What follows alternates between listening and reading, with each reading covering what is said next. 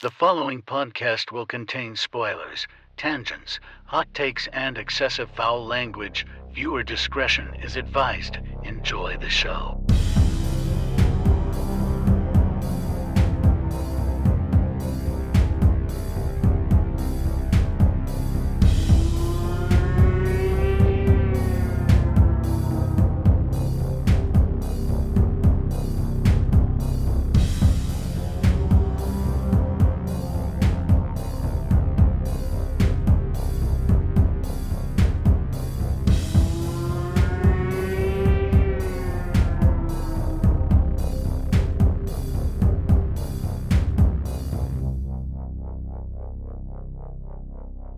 Welcome back to Frightmares Podcast. I'm your host, Austin Proctor, and joining me today for episode 365 is my good friend, Cory Johnson. Heyo, everybody. I'm the world's biggest dickhead in a suit. Which one, though? There's two of them. No. One of them is awesome. And then one of them is the world's biggest dickhead. I cannot wait to find out who you think, or who you are telling me is who. This is going to be great. Today on another installment of Zombruary Attack, we're discussing our international pick, Train to Busan, from 2016, a movie that shows us that not even karma can be stopped by a zombie apocalypse. I can fucking speak. And we'll get into some of the karma that comes in later on in this movie. But let's see where this lands on the Nightmare Index.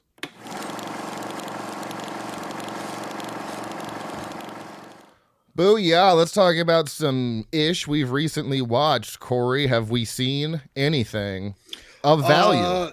I went and saw Send Help a few nights back, maybe Hell yeah. a week or so ago now. I don't know. I work retail, days blur.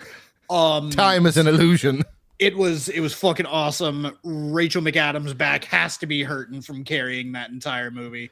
Yeah. Although I will say everybody that was in it was fantastic. The twist at the end is an absolute knife in the back. Part of me absolutely loved it because I was like, all right, you went there. I appreciate that. Yeah. But then the other part of me was like, oh, you're going to do that to me now? Like, I'm still getting the payoff that I wanted, just not in the same theme as I wanted. Fair. Yeah, it was a pretty great third act there for sure. Raimi is back, baby. I don't know if I said this on the show or if it was in a TikTok or something, but I just hope we don't have to wait 17 more years for another horror movie from this man. He is clearly... I think we were talking about that on the last episode that you and I did. Okay, maybe that's what it was. Yeah, I need, not like one every year or something, but maybe not 17 years. I'd appreciate one like a little sooner than that. Let me fix this. Yeah, give us the Mike Flanagan treatment. Like, make a banger, relax for a bit, make something that's okay, take a break for a little bit, come back and make something that's fucking amazing. Take a break for a bit. I mean, but does Flanagan ever really take breaks with how many TV shows he does? He hasn't done a movie. Well, I guess Life of Chuck. He hasn't done a horror movie since Dr. Sleep, I want to say. And that was 2019.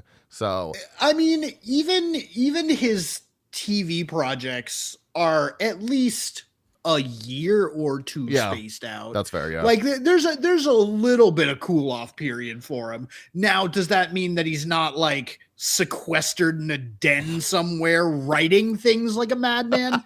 No, but he's not actively producing something. I mean, I think next year we're getting The Exorcist, which I can't even tell you how much I'm excited for. And I think next year as well, maybe later this year, we're getting his Carrie adaptation. So that's fucking incredible. And he's also working with Stephen King. I don't remember what it was, but he's taking on another Stephen King project. And I'm like, let this man cook with Stephen King's material. He is the only one who can successfully adapt multiple works of Stephen King and knock it out of the park every single time. So anything else besides Send Help that you wanted to mention? No, not really. I mean, with my tax money, I bought myself a PlayStation 5. Fuck yeah. So that has been mostly what I have been consumed by. Fair. Although one of the games I'm playing, I guess, could be considered like horror adjacent. Ooh. because you are a literal vampire. What is it called? It's called V Rising. It came out fucking years and years ago. I am late to the game, but imagine like Diablo mixed with survival crafting. Okay. But that when the sun comes up, you got to stay like in the trees and in the shade, or you take like massive damage. Ooh, okay, that sounds fun. It's a good time. I've been playing with Kyle. Very nice. Okay. Oh, it's like an online multiplayer game too. Yeah. Oh shit, yeah. Okay. Like I have been playing it exclusively with Kyle. Shout out, Kyle. We have like a whole vampire castle. That's fucking awesome. That's amazing. Well, some things I've watched, not too much, honestly, in the past week. I did watch My Bloody Valentine, the remake. On Valentine's Day, me and Gabby always watch one horror Valentine movie or another. I think year. There's only like 4 of them. As I know, there's like 4 or 5, like... And 2 of them are the same movie, just... Yeah. 3 or 4 decades apart. It's we flip-flop between Valentine, which is a movie that is so bad it's fun, My Bloody Valentine, and then now, Hard Eyes. But so we watched the remake. I like the remake. The twist is a little silly, but honestly for 2009, minus all the 3D elements, because it was, one of those 3D movies, it came out in the craze of that time period. It's solid. My hot take of that movie is while it is a halfway decent movie, it was a vehicle specifically and only created for the 3D craze. Like if 3D movies weren't hot at that time, the movie would have never been made. I honestly have to agree with that. I think you're right, because there's a lot of 3D gags in that one. So yeah, besides that, I saw that shit in theater. Same, yeah. It's like, I think every other fake out and I think every single on-screen kill has some 3D gag with it, whether it be the weapon or the blood spatter or something. It's like almost entirely 3D gags. But there is a lot of good practical effects, honestly, and Tom Atkins is in it, so I can't be mad at it. Plus, that was before Jensen Ackles really took off with Supernatural, so it's like a baby Jensen Ackles. He's great. I rewatched Keeper, the Osgood Perkins movie, and oh god! Before we got on, I literally just saw your TikTok about that. Yeah, I rewatched it because that was the only one I was kind of unsure about when I walked out of the theater, and typically I either know if I vibed with his movies immediately. Even knowing what was going on in the movie, I actually enjoyed it a lot more. Raised it from a 3 to a 4. I do think it's a pretty solid little movie, honestly. And so he kind of broke the cycle though of the every other movie I didn't like. So now I don't know what the fuck to expect from Perkins, but that man knows how to market a movie. Whether it's him or Neon, they know how to market a movie, and every time I see his name attached, I'm like, fuck it, I'll just go see it. So I watched that. We're still going through the Transformers movie. We just watched Dark of the Moon, which I thought was fucking awesome, dude. Fuck? No, I just mean the undertaking of going through all the Transformers movies, because I'm pretty sure I have also seen Dark of the Moon. I think that's because I saw third one. Yeah, I saw the first one in theaters twice. So good. I saw the second one in theaters, and I definitely saw Dark of the Moon in theaters. And I think that's where I was like, you know what? I'm done. There's still 3 more movies, I guess, in the same timeline, even though Shia LaBeouf is not in 4, 5, and 6. Then there's Bumblebee, then there's Rise of the Beasts, and then there's Transformers 1. I'm just going through Bumblebee, and if I want to, maybe I'll do Rise of the Beasts. I thought Dark of the Moon was fucking awesome. By the time you finish watching those movies, there's going to be a new Transformers out. Just be like, fuck. So I really enjoyed that one. I did watch a brand new movie for this year. Even though it says 2025, everyone listening should know the rules. It wasn't released to the internet in the US until January, or maybe earlier this month. It's called Mother of Flies, and it is a wild movie. I've been seeing shit about this. You need to watch it just because it's totally up your alley, and it's such a jarring movie because it's very much an indie movie. And in some scenes, you're like, wow, this is so low budget. And then other scenes, you're like, wow, this has got to be like a multi-million-dollar production. It's jarring. I love when an indie movie does that too. Yeah. Because you can totally see that the director on whatever like draft paper he was working on this, the big budget scenes are everything that's like the big bolded paragraphs, right. And then it's just scribbles around it. It's like a vehicle to make these 4 scenes work. Yeah. But honestly, it is a wholly original idea involving witches. And it was, honestly, I was captivated by it. But, you know, it is a little rough around the edges. The acting is not the greatest, although the witch is top tier, like 10 out of 10 performance from her. But what's also cool is at the end of the day, if you're watching a movie about witches, that's really the only character that needs to be good. It's definitely up your alley for sure. And I would, whenever you have time, check it out. It's only 92 minutes. It's on Shudder. It's got a 3.1 on Letterboxd, and the main 3, well, I guess really the only 3 actors in the movie also all directed and like wrote it together. So it's a neat little movie. Honestly, I gave it a 3.5, but honestly, on a rewatch, could easily see it going up. It's just those indie, or just those really scenes that are kind of, like I said, rough around the edges. It's kind of hard to look past that sometimes. Just the quality of the movie was kind of bouncing around a little bit. But I do appreciate them for working within the budget that they had, because they clearly did. And there's a lot of passion and heart in this movie. And again, it's a very unique concept with a topic that, I mean, we've got hundreds of witch movies at this point. So to do something pretty original and something I've never seen was quite impressive. And I think that's it for, my cult movie challenge. Oh my God, I almost forgot. I watched something. It was Tony Todd week for the Cult Movie Challenge, and I wanted to pick something that I hadn't seen, obviously. I picked something newer from 2019 called Immortal.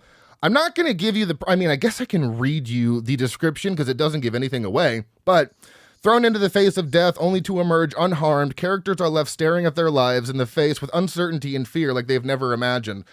I don't want to talk about it too much, just because going in blind to this movie is honestly essential, because all I saw was Immortal, 3.2 on Letterboxd, didn't read the description, just went in. Best way to do this movie, hands down. It is, I can't believe, have you even heard of this movie? I've never heard this movie mentioned in my life. I have not. And when you said it was Tony Todd week, part of me was finally hoping you would have gotten around to watching The Man from Earth. That's what that movie is. God damn it.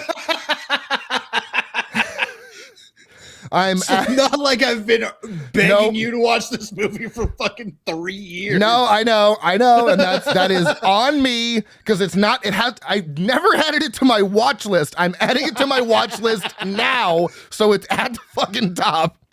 All right, and it's only 87 minutes. I can knock that out. Okay, so Immortal, it is streaming on a variety of places. I think everyone needs to check this movie out, and I don't want to tell you anything about it. And I know that kind of is like, for some people, you might need some context.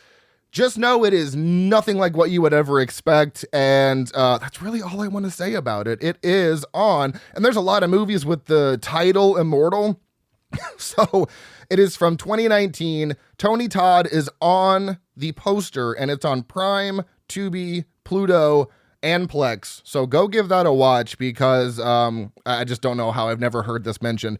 I just thought it was going to be kind of, whatever, like a fair to Midland movie. And Tony Todd in this movie is like anything I've ever seen before. Usually he's this, villain, or just has this presence about him. And he is the complete opposite in this. He is completely shattered by what's going on with his storyline, and crying, and I'm like, this is Tony Todd, like I've never seen him before. Great performance, totally different than what I'm used to seeing. So I urge everyone to check that out. It's only 90-something minutes. It's a great time. I think that's all I have, other than I'll save Wuthering Heights to talk about with Gabby because she made me watch that fucking movie. What a goddamn train wreck. So I'll save that. Yeah, and you would be speaking about it, and my eyes would just hit a loading screen. I don't want to lose Cory this early into the episode. So I'll save that to go over with Gabby. Why don't we do the body counts? All right, Train to Busan from 2016, released on July 22nd of that year in the U.S. as a limited theatrical run. This is not rated. There is no sex and nudity, severe violence and gore, mild profanity, no alcohol, drugs, and smoking, and severe frightening and intense scenes. Coming in at an hour and 58 minutes, listed as an action horror thriller. Please excuse me while I butcher all of these names, but I am going to try my best. Directed by Yeon Sang-ho, who also directed the sequel or prequel, whatever, Peninsula. Written by Park Ju-suk, who only has 3 credits, but wrote something called Project Silence from 2023. And then we also have the director writing this as well. He wrote Peninsula too. Composed by Jang Young-gyu, who also composed The Wailing, a fucking amazing movie if you've never seen it. Cinematography by Lee Hyung-dyok, who also did the cinematography for Peninsula and 9 episodes of Squid Games. Edited by Jinmo Yang, he also edited Okja, Parasite, and Peninsula. Starring Gong Yoo as Seok Woo, he was also in 4 episodes of Squid Games. I don't know who the Jockey Man is, but that's who he was. I thought he was like a player, but yeah, I guess not. I didn't watch Squid Games. Oh shit, okay.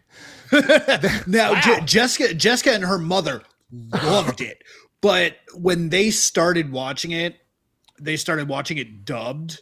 Oh, and yeah. I fucking refused. And then by the time they were like halfway through it, I was like, I don't care. The things that I've seen of this, I don't care. Fair. Like a YouTuber is imitating this. I don't care. We've got Jung Yu-mi as Seong Kyung, who was also in Silence 2011 as Seo Yu-jin.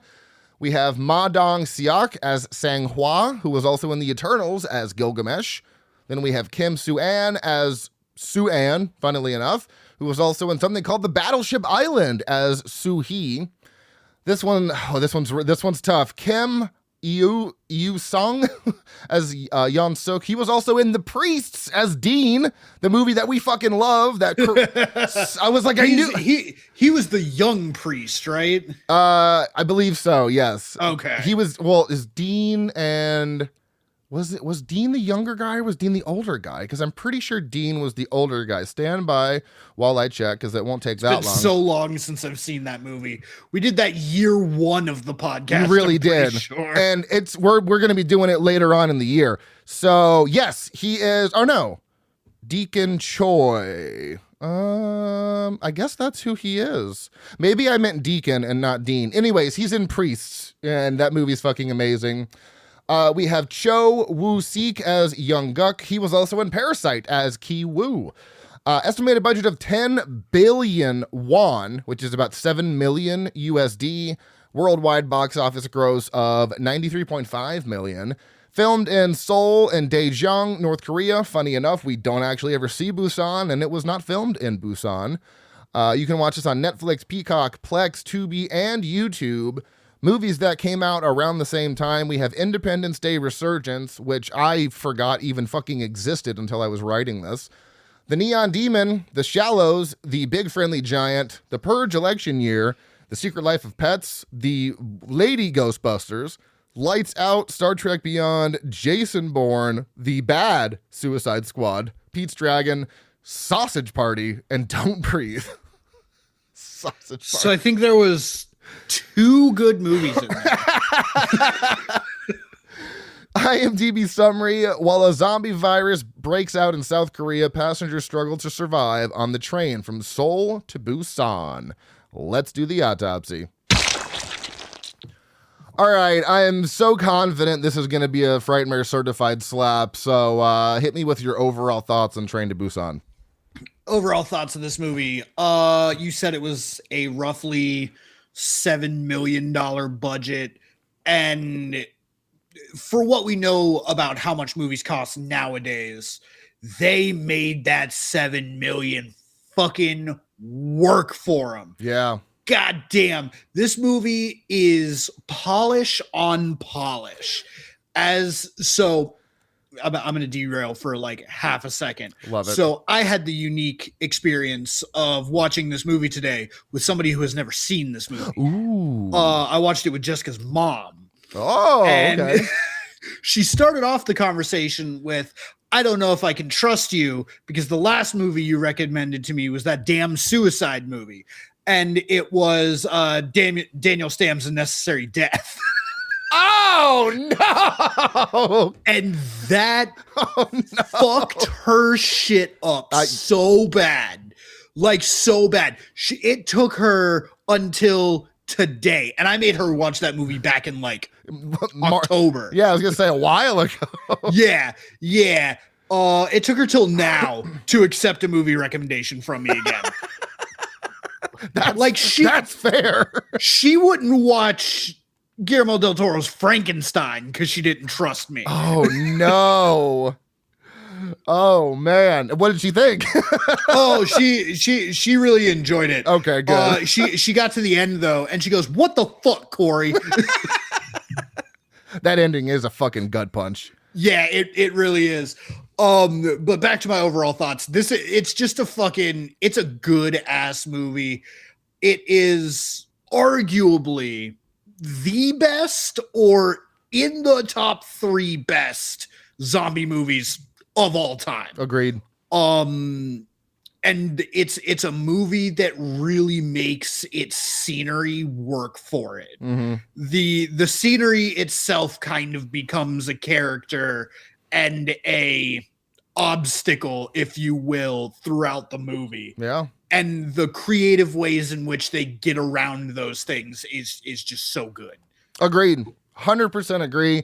My overall thoughts are this is a truly peak zombie film that adds some fun new elements to a creature we've known for decades while still using familiar established rules. It's a supercharged, unrelenting nightmare of a situation that delivers the biggest gut punch ending that rivals the emotion in the third act of 28 years later. That's my overall thoughts. The setup to this movie, pretty basic. It takes a almost 28 days later approach in terms of an animal having some sort of something with it. Of course, they're not trying to liberate monkeys from, terrible living conditions. This guy is driving down the road through the quarantine zone, hits a deer, thinks the deer is dead. The deer gets back up, looks into the camera, and it's like Train to Busan. And you're like, enough information. Like that's all I needed. We don't need this overly, overly explaining exposition. It's a zombie movie. We understand the assignment, and I appreciate the filmmakers for not holding our hands with that. But that's how foreign movies typically are made. They don't usually hold your hand with this shit. They're just like, this is the story. I'm gonna pipe in some of Jessica's mom's commentary through the movie as we go. Love it. And in this opening scene, we're watching it, and this family is like, if you can think of, Jessica will not watch John Wick because the dog dies in the first 10 minutes. Yeah. And even though that is, it's the set off for what the movie, there's nothing else referenced that you don't even see the dog get murdered. Right. It gets injured off camera and then it dies in John's arms and shit. She won't watch the movie. So that's the kind of animal lovers these people are. Yeah. So the truck hits the deer and Jessica's mom goes, "Well, I don't like this movie." And then the deer does the whole crickety crackety standing up and she goes, "Oh shit." You thought this deer was dead? Joke's on you. Yeah. So her commentary made this movie that much better. If you can find somebody who has never even heard of this movie, get them to watch it with you because it's going to be a divine experience. Oh, I might have a friend. Who's never seen this. Although I did really get him into foreign horror, and it's possible, but I'm going to text him after this episode. And if he hasn't seen it, then movie night is in order. So we then focus on Seok Woo. He is a businessman, only has time for business, letting his family fall by the wayside. Bullshit. What? Bullshit. He also has time for Burger King. All right, Burger King and work. That's all he has time for. He's in the middle of a divorce. His daughter doesn't want to stay with him. I love the moment when he tried to do something nice and buys her a Wii, and she looks over at her TV. Oh, I already bought you one for Children's Day. Like, that is an epic fail as a father. Not fucking present in this girl's life, which is really sad. If you're going to be a dad, be present. That's all I have to say. And then there's this whole struggle where, could you imagine if this movie played out without, I mean, I don't know. I think she would have been fine without her dad. But like the kid, kids, Sue-Ann, she wants to just go to Busan without her dad. And her dad eventually is like, all right, fine, I'll go. I honestly want to see the version where her dad doesn't go, but then we wouldn't get the cool character arc with that, with him. So I'll tell you, this movie's over before it starts. Oh, yeah? Oh, yeah. Because she gets dropped off at the train, and because she's Little Miss Stick My Nose fucking everywhere, she gets got by the first zombie lady because she's sticking her head in the fucking bathroom where it doesn't belong. And movie's over. Movie's over. It'd be 5 minutes. Oh, God, that's hilarious. So, I mean, I think the trope of the, divided parent not paying attention to the daughter is kind of a played out trope, but in this instance specifically, it is so integral to the plot that I'll let it slide because the character arc that we see of Seok-woo is so incredible. But I mean, that is kind of just a very, very overdone trope at this point. But if you're gonna, if you're gonna work it into the plot, though, I will say we also have to remember though that culturally, the Asian salaryman, that's like a fucking way of life there. True. Like that's a whole thing that exists. That's a whole sect of society. So it's not even like a movie. That's just like, oh, hey, that's George from across the hall. Like, I know that guy. Yeah. Okay. Well, and culturally too, I don't think the divorce rate is as high as it is over there as it is here. So I think that maybe that's a little different for kind of Korean, not traditions, cultural and things. Do they specifically say divorce, or are they just separated? Well, see, I thought I heard divorce one time when he's talking on the phone with her. I thought he said, whatever you want to do after the divorce, I thought I saw the word divorce, but it is very heavily implied because, the kid Sue-Ann, she says, this is why mom left you. So at minimum, they're separated for now. And, so we don't know if they're necessarily divorced, but things aren't good. Oh, where's the thing? Did you leave it there? Getting my charger because I always forget to bring it in my office. But yeah, so there's a clear divide going down that family, and that poor daughter is stuck in the middle. Yeah, I just didn't know if there was a certainty to it, because I thought that's part of why he was going with her, was to try and like smooth things over and get her to come back. Okay. I didn't think it was like fully like finalized, like divorce. Yeah. The only problem I have when watching foreign movies for the podcast is it's very hard to take notes, and I have to pause a lot to take notes. Yeah. So sometimes I miss things, but yeah, I thought I saw divorce, but I could be wrong. So what I love about this movie though, is that within like 15 minutes of the movie, we're already on the train. Like we are getting like, it is. Yeah. So I looked over to Jessica's mom and I said, they waste no time. Yeah. 0 time. They give you the setup. They give you the problems with the family. They're going to Busan to drop her off at her mom's house. There's the story. Let's get to the zombies. But I mean, like, they also do that in Haunted Asylum. So I think that might just be like a cultural thing when it comes to their horror movies. Yeah. Like, they're just like, you don't need a preamble. Like, you're here for the hooky spooky. Let's give you the start of the hooky spooky. Well, and that's why I like foreign films so much. I mean, specifically Asian, like South Korean and stuff like that, is they don't hold your hand. A lot of American movies like especially when foreign directors come over and do like films in the States, they have to like hold people's hand because Americans are kind of dumb. I'm not gonna lie. We're not a very smart country. So they don't have the media literacy is not very high. It's not great. So that's what I love about, and it's even crazier that you get such little setup because most of these Korean, Japanese horror movies are almost always 2 hours. So you don't even get that much setup. It's just all insanity and lore dumping. I mean, The Wailing is like 2 hours and 16 minutes. They waste no fucking time, and it goes into so many different places.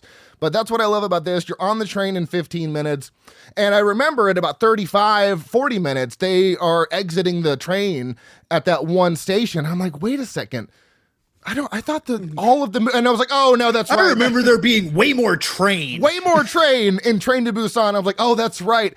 All the people there are zombies, and then they get chased back onto the train. So, I mean, really, you're on this train for, I'd say, it's an hour 58, probably like an hour and a half of this movie, because there is about 10, 15 minutes where they're trying to transition to another train, and then you have the whole tunnel scene at the end. But I love when they're departing the station because you get little glimpses here and there.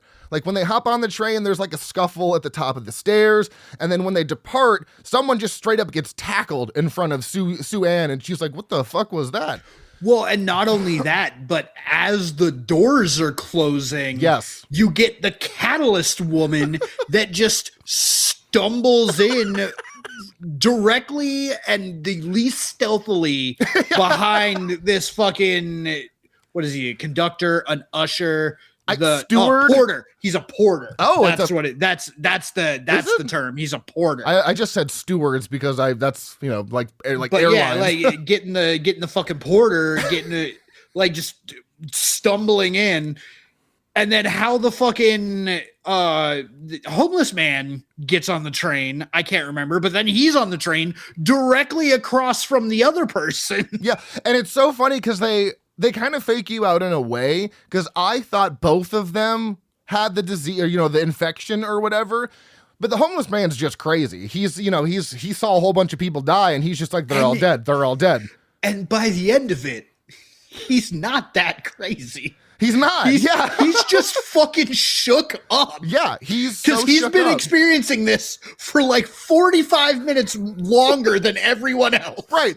He is a little bit further into the future of seeing what can happen with these crazy people running in the streets. So by all accounts, he's probably the most sane there. He's just not sure what to think of this situation. And everybody views him as crazy because they have no idea what's going on.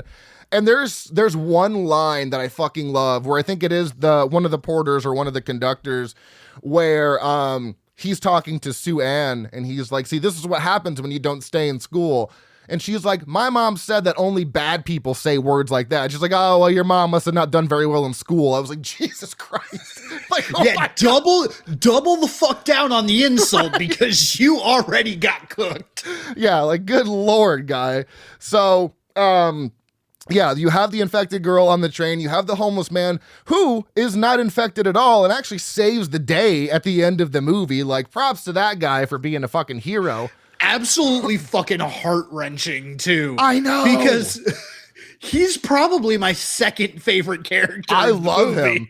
You have 3 just heartbreaking moments throughout this entire movie with 3 characters that you know, one you love right off the bat. I love... I think it was Sang was his name. Yeah, Mr. Sung. Yeah, I love him. I am going to refer to him. So I'm not doing names of any of these people. I am going to specifically relate to them as I viewed their character, and he is Mr. Blue Suit.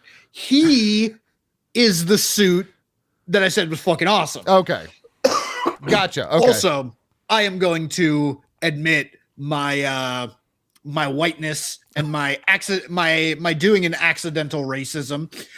First time he showed up on screen, I was like, holy shit, when did Benedict Wong get jacked? No, you're not wrong. I said the same thing. I was like, this is Benedict Wong. They have the same build and they have kind of the same demeanor. But I mean, he still at least was in one Marvel movie. So, we at least have that going. Yeah, well, and hilariously enough, so I did not finish the Eternals because I thought it was a hunk of shit. It's very long as well. It's like 2.5 hours. Yeah. Because I didn't look at who was in the movie, I just assumed that Benedict Wong got double cast. Yeah. And I was like, oh, damn, look at you, double dipping. Hell yeah, bro. Take that Marvel money. Yeah, take that money. No, I had the same thing. I had to double check because I was like, I know him from something, but I was like, I don't think it's Benedict Wong, but I'm pretty sure. But and if you go and look up pictures of this guy on the internet as compared to Benedict Wong, this dude is fucking cut. Yeah. He looks like Batista in Guardians of the Galaxy. Yeah. Like he is jacked out. And I was like, he would beat me up for calling him Benedict Wong. Oh, he'd beat the shit out of us for that. So you have, he's my favorite character. He is absolutely the best in this entire movie. You have a character you love that basically sacrifices himself. You have a character who you thought had the infection the entire time, but doesn't sacrifice himself. And then of course you have, the main guy, the father, who you really kind of hate. But then, throughout the movie, he just has these little moments where you can see him actually realizing how terrible of a person he is. And by the end of it, I feel like he's done a 180, but we'll get there slowly. Oh yeah, no. And I sold this movie to Jessica's mom as it's a story about a not super great guy doing his absolute best to not be a shitty person with the backdrop of zombies. Right. Exactly. So that's a perfect way to sell it though. So how they tell the zombie apocalypse is happening is really interesting, I think, when they're on the train, because there's TVs on the train and they're playing all these clips of riots and people going crazy. One of the stewards is getting some wild information over his radio. And then you see, Seok, he's getting news from a colleague about what's going on. And then, of course, the infected girl completely annihilates an entire, train car when I think it was the baseball team, I believe, that she gets first. The baseball team doesn't come until later. Okay. She gets the initial woman attendant, and she's piggyback riding. By the way, my favorite kill of the movie, because it opens up and she's piggybacking her through the train car, and at first you're like, that's fucking weird. Why are you doing that? Kind of strange. And then they turn the camera and she's just ripping the side of her neck out. And then everybody goes crazy. And I'm like, that is how you do escalation. Yeah. Because from then on, every kill holds pretty much the same intensity. Yeah. It may buffer a little bit up or down, but that first kill is kind of what sets the tone for the rest of the violence of the non-humans through the movie. And I really appreciate it for doing that, because mostly in zombie movies, you'll get a bite from behind and it starts off. Yeah. And then by the end, it's a fucking horde, which happens at the end of this, but the horde kills are no more violent than the individual kills. Yeah, they take their time with both of them, honestly. Yeah. Which I appreciate. But every kill just has, from the start of the kill to the end of the kill, it all has the exact same level of escalation. Yeah. And it for me, it keeps the intensity of the movie, because when they're not being killed off, it's just the anxiety of, okay, when are they going to get killed again? Right, because they're on this train. They're not really having great communication with any sort of on radio, because it's hit or miss. Or fucking each other. Right. They're all, because every car has their own shit that they're dealing with, and they're all dealing with it different. Yeah, and it's really weird because it almost feels like they're separated into not necessarily classes, but they're separated into like these little cliques where towards the end of the movie you have that COO guy who convinces his entire train car to lock the doors and barricade them shut so that the survivors traveling up from car to car can't come in there because they might be infected. And it's just crazy how you can have so much sway over an entire group of people. Like, let's not check them out first to see if they're good. No, they're probably infected. All right. So it's just crazy the hierarchy that you have in this movie with people forming, cliques and people getting with each other, forming alliances and deciding what happens. And that's where the karma comes in because they lock all those people out. They bust through anyways and continue past them when they are literally like booed out. They're like, get out, you could be infected. And then they all get gooshed 5 seconds later. And I was like, instant karma. Like, God damn. So, and speaking of world's biggest dickhead in a suit, through this entire movie, Jessica's mom keeps going, how is he still getting away? And I'm like, just wait. Just wait. It pays off, I promise. Well, and since you mentioned that, we might as well just talk about it because I don't mind bouncing around. It just makes the conversation flow better. Yeah, but it's not like this movie hasn't been out for a fucking decade. A decade.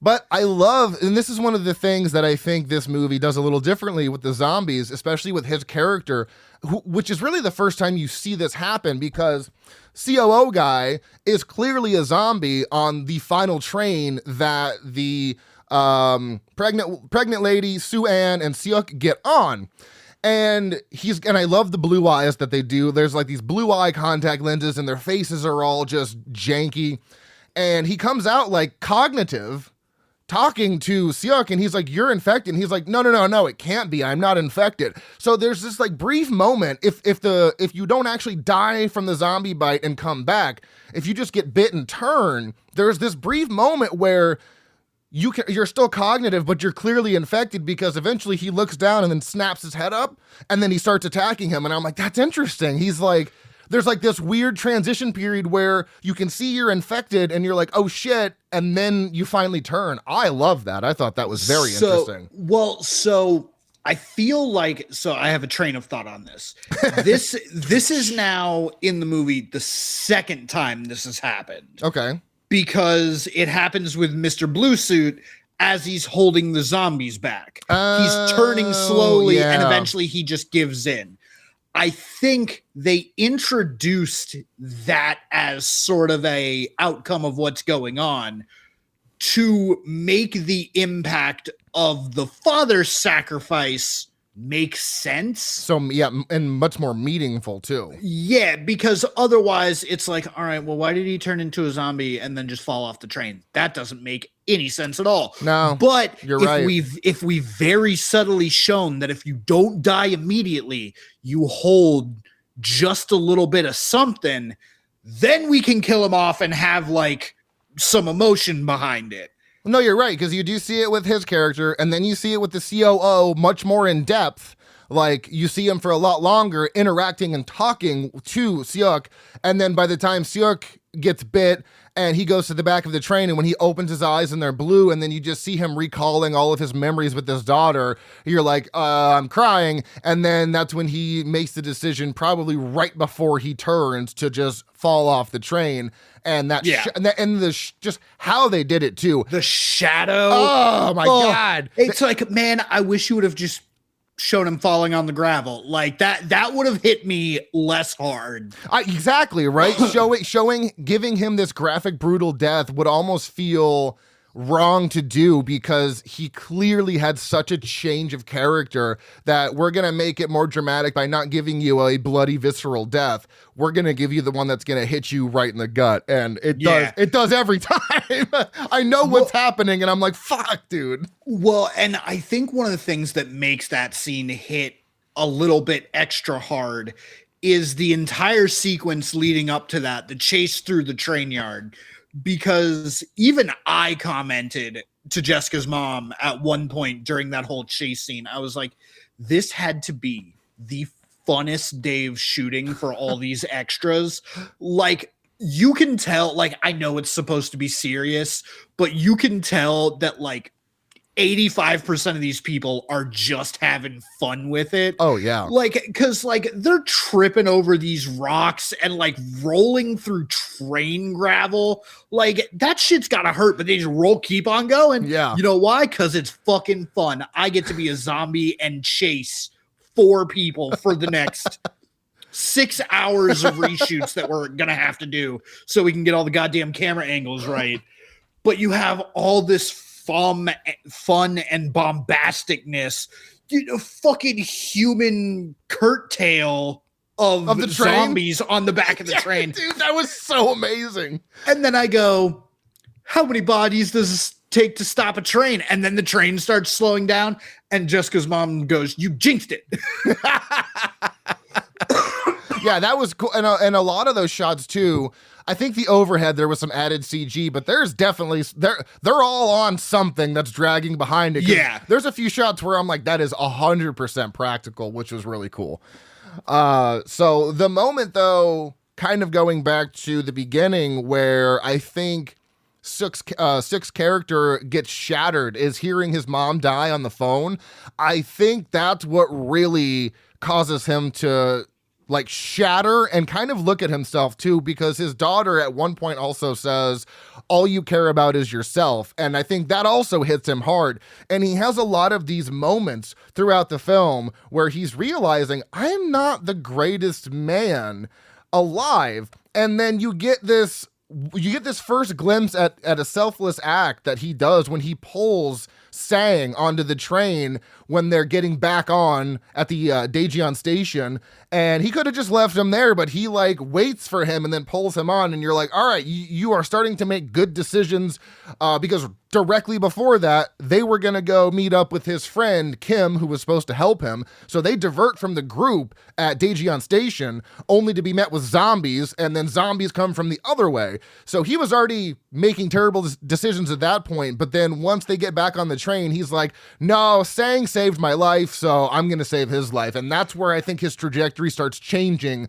and he starts making decisions that aren't solely based around him and his daughter, because he also tells his daughter, only look out for yourself in situations like this. And she's like, bro, all you care about is your fucking self. Like so, what and the fuck? It's funny. So I think, at least this is what I got from it. Yeah. I feel like Suk is at the point at which we meet him in the movie. He is already broken. Okay. And that's why he is like extra dickish. I feel like based on a line that Mr. Sang says, in which he says, dads get all the shit, but for us, it's all about the sacrifice. I feel like earlier, before the movie starts, he's making all these sacrifices to build a successful life for his family. Mm-hmm. His wife doesn't see it that way. She separates from him. That shatters him. That's why he's disconnected, doesn't show up to his daughter's recital. And I think that Mr. Sang saving him the first time is what solidifies, oh, I've been a piece of shit. Then he listens to his mom die, and that's the turning point for him to go, okay, I need to be a better person. And then Sang saves his life again, and then he pulls him back onto the train. When does he save his life twice? At the train station. So, and before that, when they're running, after Sang holds the door, or after Suk holds the door, and the daughter's like, let him in. So they get let in. Yeah. Later on in that sequence, they're running back up the train, and Mr. Sang and his wife are holding the door, and they open it for Suk and the daughter. Yeah. So there's and the second one is just super quick. Yeah. But it's Mr. Sang showing Suk like, hey, I'm better than you. I'm gonna let you in without thinking about it. Yeah, because it was super brief, and then it comes full circle with him saving Mr. Sang, and then they team up with the Oh, God. My second favorite sequence of this movie is just the quest of heroes through the fucking train car with duct tape, bats, and fists of rage. Yeah. That's in one of my kind of subverting not subverting, but kind of doing something different, because hand-to-hand combat with zombies is very rare. Yes, some of them have bats and they have a police like a police shield, but Sang just wrapping his arms in tape and just beating the shit out of zombies is peak moment in just all of cinema that is not done in zombie movies. People are either hiding or finding some sort of a weapon, and they're like, this is our only option, so we're gonna do this. Yeah. And not only do they do it, but it goes from three semi bumbling guys to just the most coordinated. And I guess so in the culture, once you turn 18, you have to join the military for 3 years. Oh, wow. So I'm guessing like that kind of training just reverts back into them. So they hit the cohesive unit. But it's funny to watch them go from kind of nobodies individually to where they link up and we're just fucking fighting zombies. Which, since when can you just knock out a zombie? Yeah. I mean, I guess if you hit it in the head just right enough, I don't know. But you have a base. Well, earlier they're beating that one woman in the fucking head for like 40 solid seconds, and she's still coming. Yeah. So there is some slight inconsistencies, I'd say, with the zombies, but I still love that scene because you have Sang, who's built like a brick shit house. You have the father, who, by all accounts, he's a businessman. He probably hasn't done physical labor in a while, but he has the shield and like the billy club. But then you've got a baseball player. That's his job, to fucking hit baseballs as far as he possibly can. So you have a pretty interesting mix of people who are all coming together to do the best they can. And they get through a lot of cards, honestly. And another one of the things that this movie does differently with the zombies is I love when they go through the tunnels, they realize that, for some reasons, when there's no light, these zombies can't see. They have a hard time seeing, and they only react to sound. And they use fun ways like calling a cell phone and throwing it down the way to distract them to get past them. That was a really cool, like, different thing to do with zombies.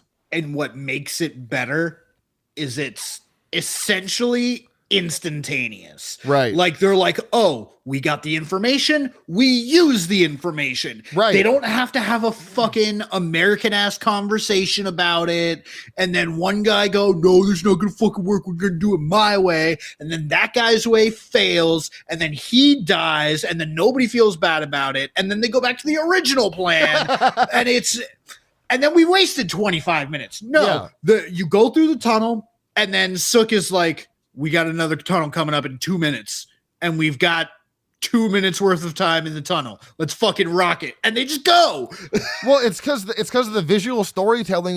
It works so well in this, because when they're like, they're getting attacked and they're like, oh shit, we're not going to make it. And then tunnel, they all just kind of start looking around. They all look at each other like, okay, so clearly darkness affects them in a way. All right, noted. So they do a lot of visual storytelling where you, the audience, are learning something with the characters in the movie, and you're like, oh, I guess they need light in order to fully see.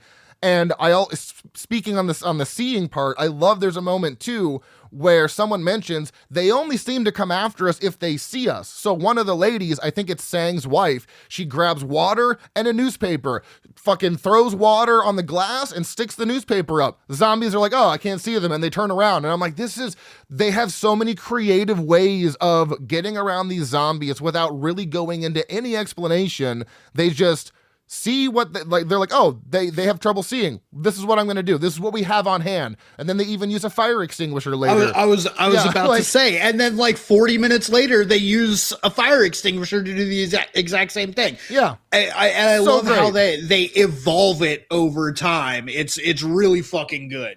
Yeah, it's really good. And And so, like even when they cover up their arms with the tape, it's like that's no one's done that. At least I can't think of a time where someone reacts so quickly to like, all right, clearly they're biting us and we'll turn, but if I put a whole bunch of tape on the most exposed part of my body, I can use that to fend them off. And even if they bite, like they're not going to go through 15 layers of fucking tape. They just, there's only one other movie, and it escapes me at the moment, but it involves duct tape and phone books.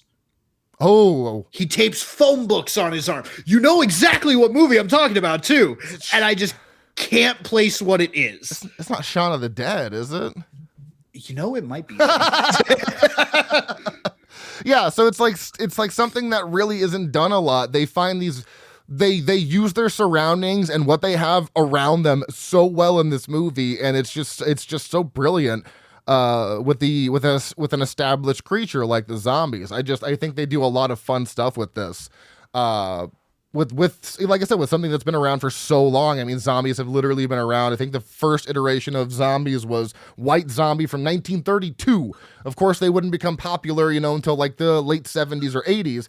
But still, four decades later, and here's Train to Busan coming up with new, fresh, original, fun ideas. And not going into a heavy lore explanation of why this is happening or how it started. They just give you enough and it's there.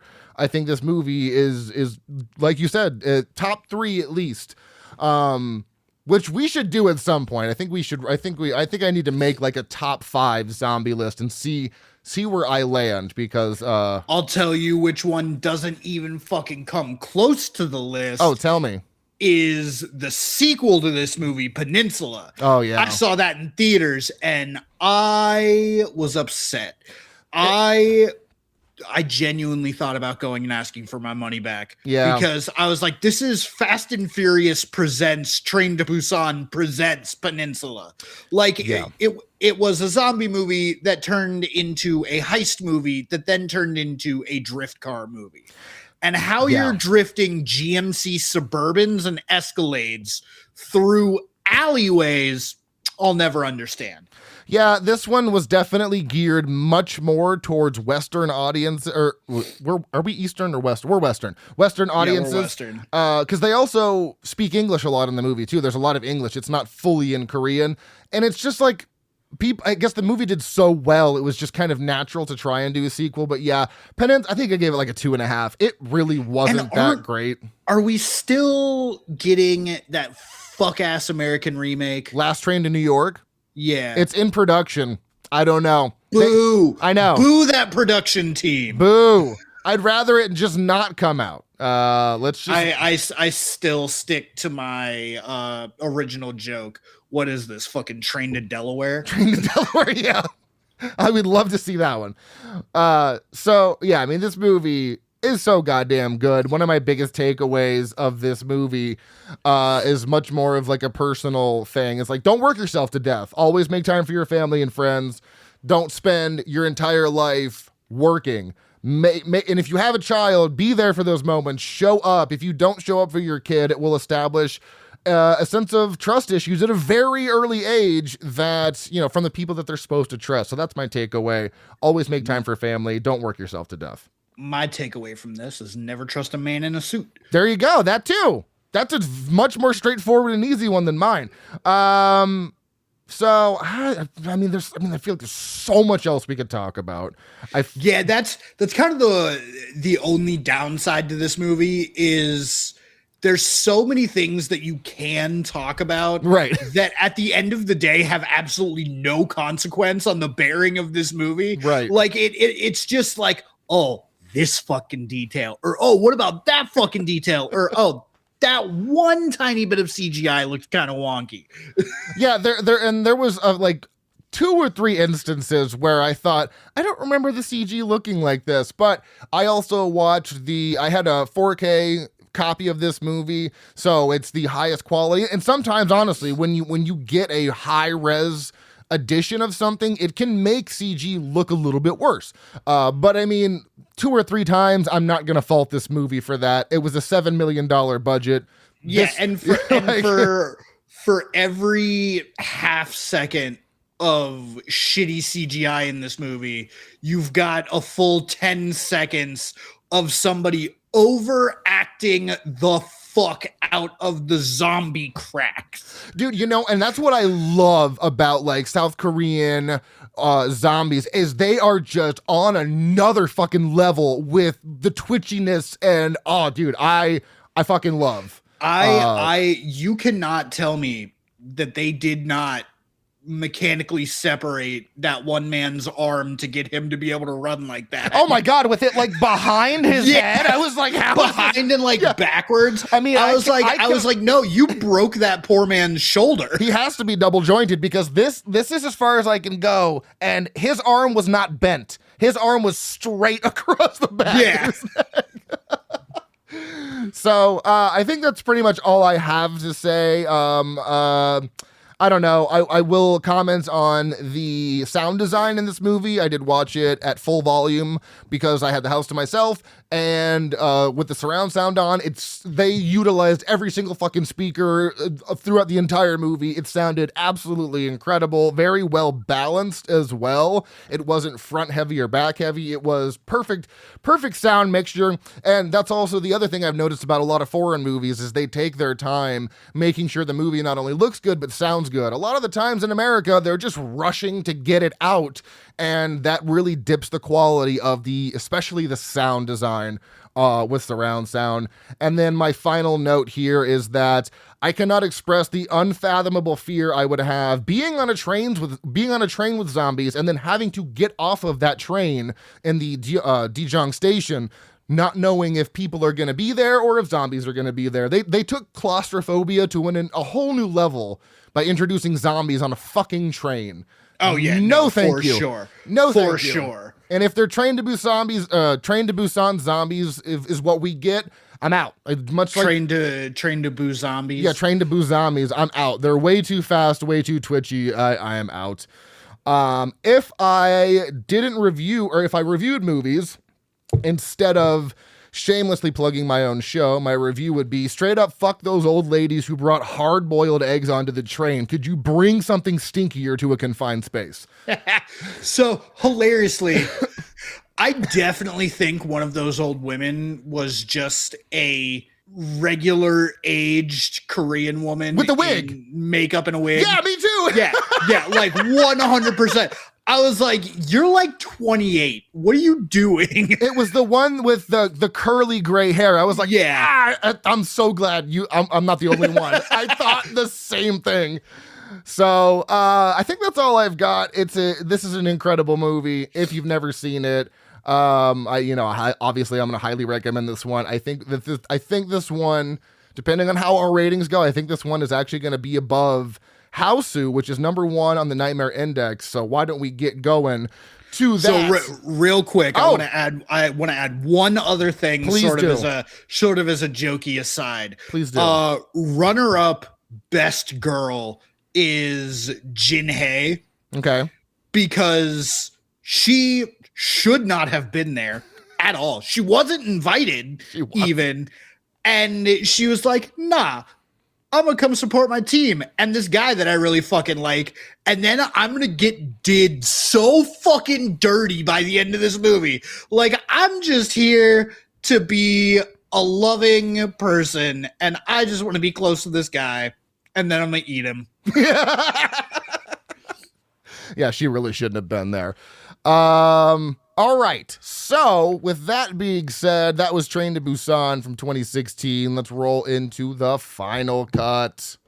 So post-review stuff here, taglines. There are 2. One of them is definitely good. The first one is life or death, survival begins, and get on board to stay alive. Although I could argue that getting on board might get you killed. They totally should have used the tagline that the fucking conductor uses, which is, to all of you still alive, safe travels. Safe travels. Godspeed. Godspeed. I was like, God, why is that not the fucking tagline? That would have been a great tagline.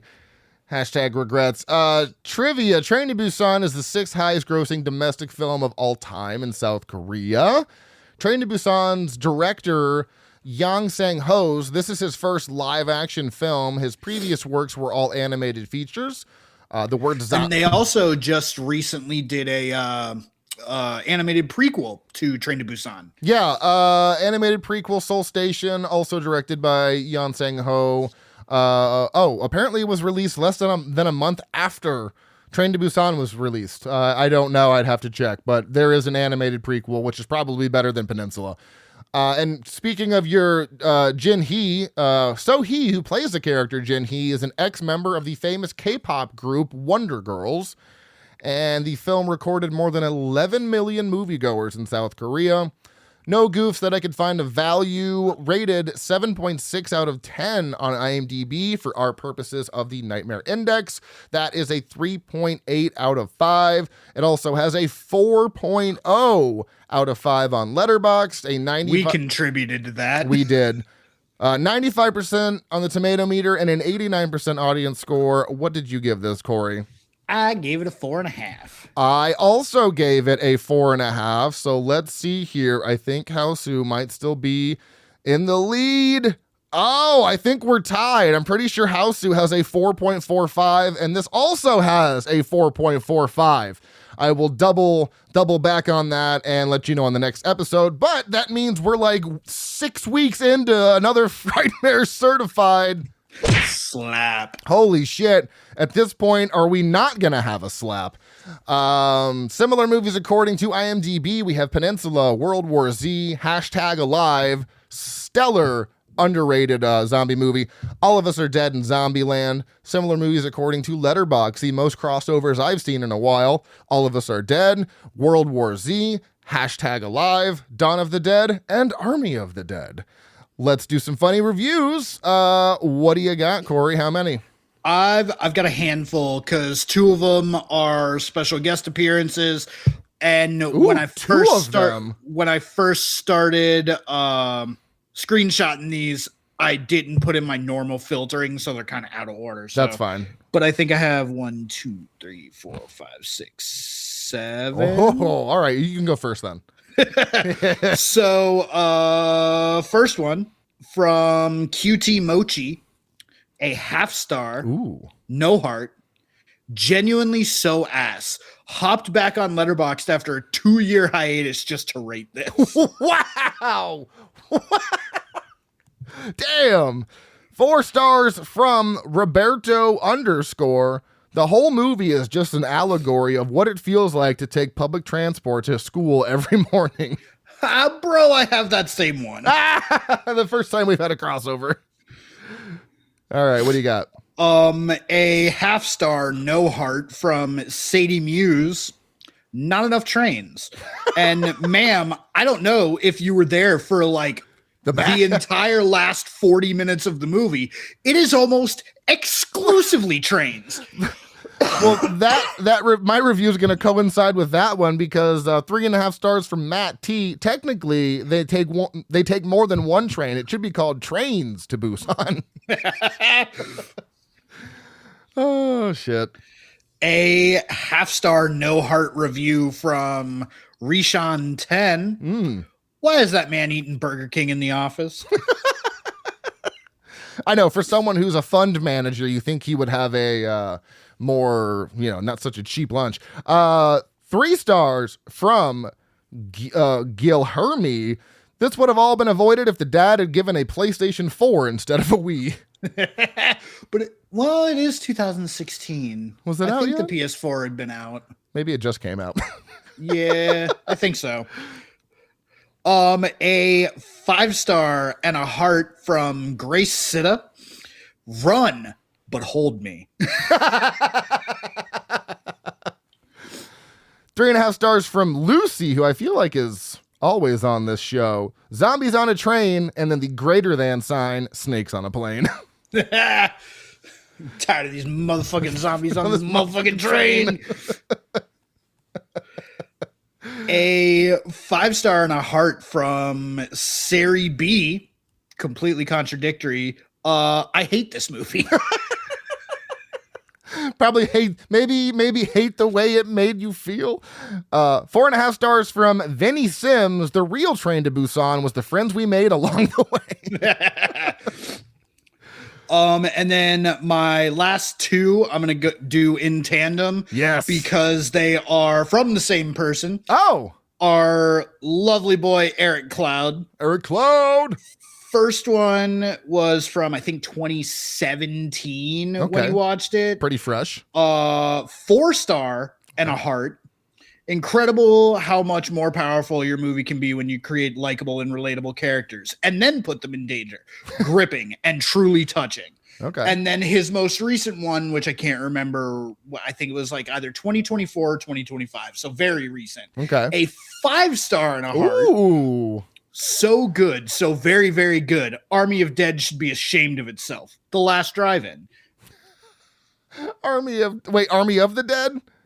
Yeah, Army of the Dead should be ashamed of itself. Oh, I like that one. All right, 4 stars from Cookie. Worst birthday ever. Which I just want to say, I don't mean to victim blame, but this is 100% the daughter's fault. Wait, why? Because if she didn't want to go see her mom and didn't fucking push the issue, if she would have just waited for another day, like her dad had said, number one, her dad would still be alive. Number two, she would not have watched 90,000 people die in front of her. And this is 100% her fault. That's the hot take of this movie. I love this. Also, it's equally her fault because if she didn't put so much stress on her dad about being fucking loved and wanting attention, he would not have made the risky decision to, I guess, definance this chemical company that fucking exploded creating the virus. And he was working because his fucking daughter needed a better life. So it's the daughter's fault. Love it. I'm so here for it. And he also wouldn't have had to listen to his mom die had they not had to go anywhere because they all would have been together. So yes. All right. Well, on that, maybe, yeah. On and that, maybe if the little daughter wasn't even born, the mom and dad would still be together.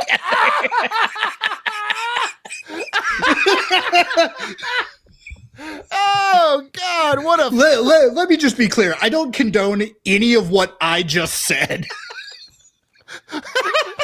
I did a lot of bad right there. It just has to be said. The truth hurts sometimes, okay? Fuck. All right. On that brilliant take, I think we should end the show here. That's a great spot to end. If you enjoy the show, please rate and review on your favorite podcast app of choice. Follow us on Facebook, Instagram, TikTok, Slasher, Threads, and YouTube at Frightmares Podcast. Our email is stayspooky@outlook.com. You can follow me personally on Letterboxd at Dr. Proctor. You are Frightmares Cory. Booyah! If you'd like to expand your movie listening podcast, then check out the Shameless Picture Show, the Dead-Eyed Millennial Film Club, and 1 Week Rental as well.